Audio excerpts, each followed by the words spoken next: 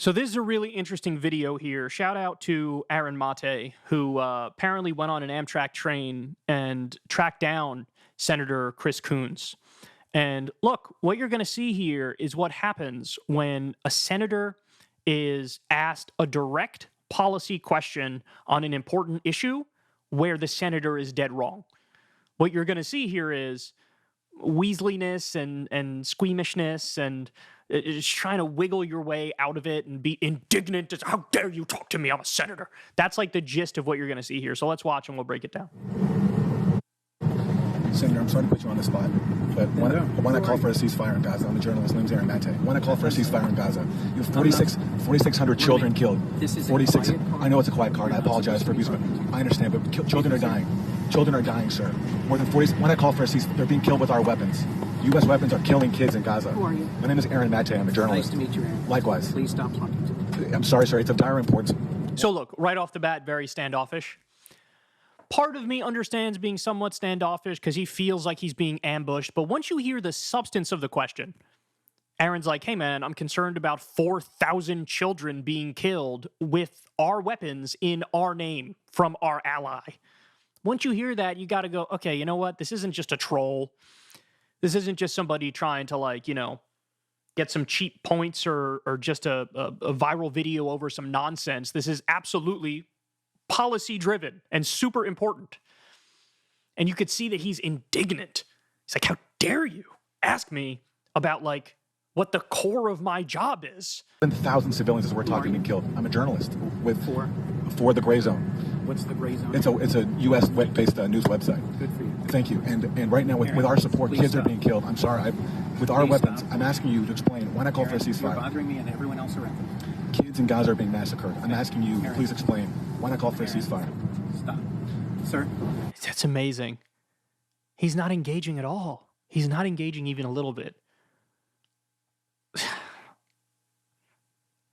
Here you see the discrepancy, the disconnect between 66% of the American public, 80% of Democrats, 55% of Republicans want a ceasefire. And by the way, these were numbers that were like early on in the fighting.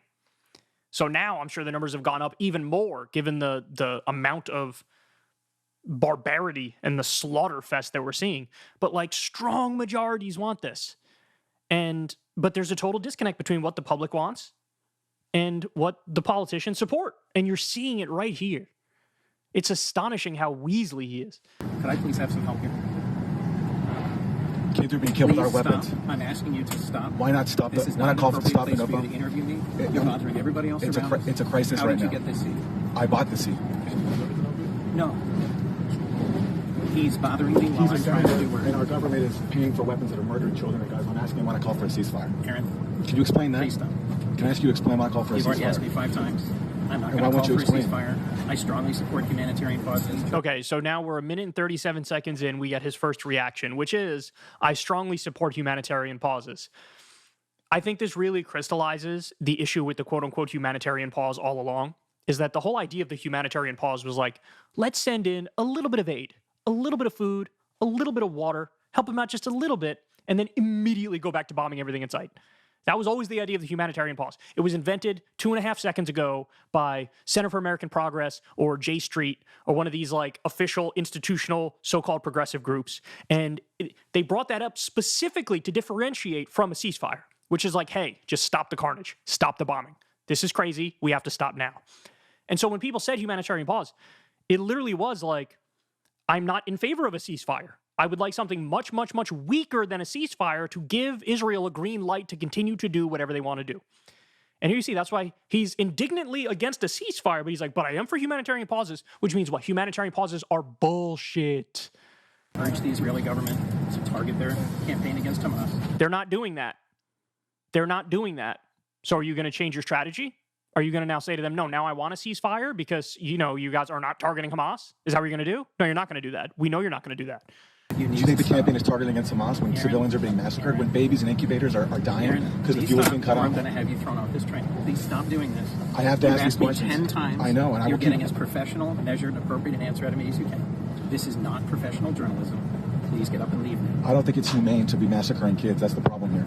That's I great. realize I'm not I don't being think it's professional. humane to be massacring kids either. Okay, then and why I are we think when supporting Hamas massacred 1,400 Israeli civilians, the whole world should unite in opposition to terrorism. First of all, the number is 1,200. It wasn't Are entirely we going to civilians. quibble over how many civilians were massacred by Hamas? It's important to be precise. It is important to be precise. But yes, civilians were massacred. I'm a senator. So I get this is right a to quiet car. You're breaking the basic rules of how we operate on Amtrak. Okay, and the question Please is, stop. and I believe we're breaking international law Okay. by supporting Thanks for your massacres of opinion. civilians. Yes. You've had a lot of my time. Please move on. Why not at least call for a ceasefire? So in other words, he cares more about civility and decorum than he cares about literal human lives. That's the reality. And just to be clear, based on the numbers, the number was revised down from 1,400 to 1,200, which is still horrible, of course. And about 55% of the people killed on the Israeli side were military. About 45% were civilians. That's still a horrible disparity. Don't get it twisted. That's terrible. But on the Israeli side, the low number is 74% civilians killed, according to the UN, about 94% civilians killed, according to Euromed Monitor. They have a much higher civilian death rate. And so both as a raw number and a percentage, the IDF is killing more civilians than Hamas did.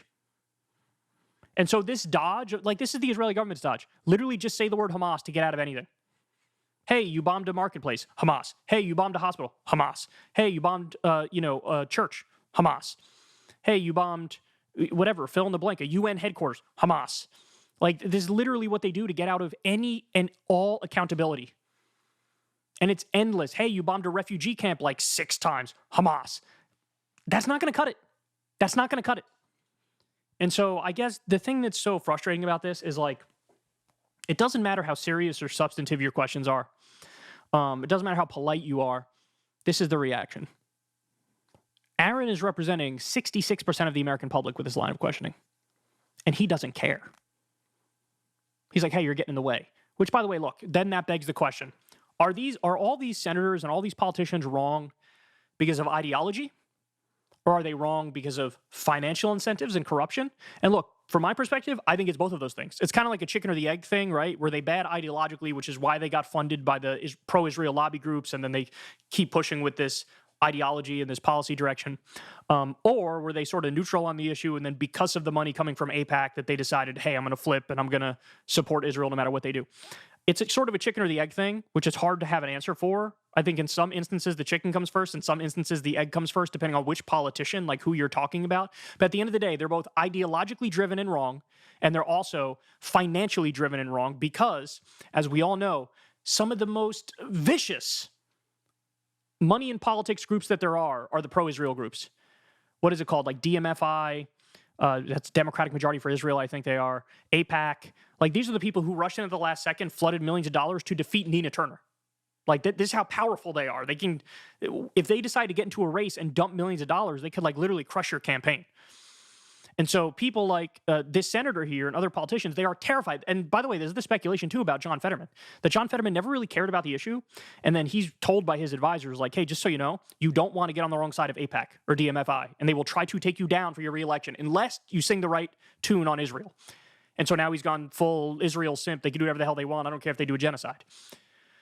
And it's just pathetic. It's pathetic. It is absolutely pathetic. It shows the terrible incentive structure in D.C., that they're more likely to listen to big money because they're scared for their own ass. It shows they're ideologically driven in the sense that it doesn't matter what Israel does, we're going to support them. And credit to Aaron here for being aggressive. It really highlights how weaselly a lot of these people are. Hey, y'all, do me a favor and like and subscribe. It helps out big time in the algorithm. Click the bell as well for notifications when videos drop. And watch that video on screen right now. You know you want to.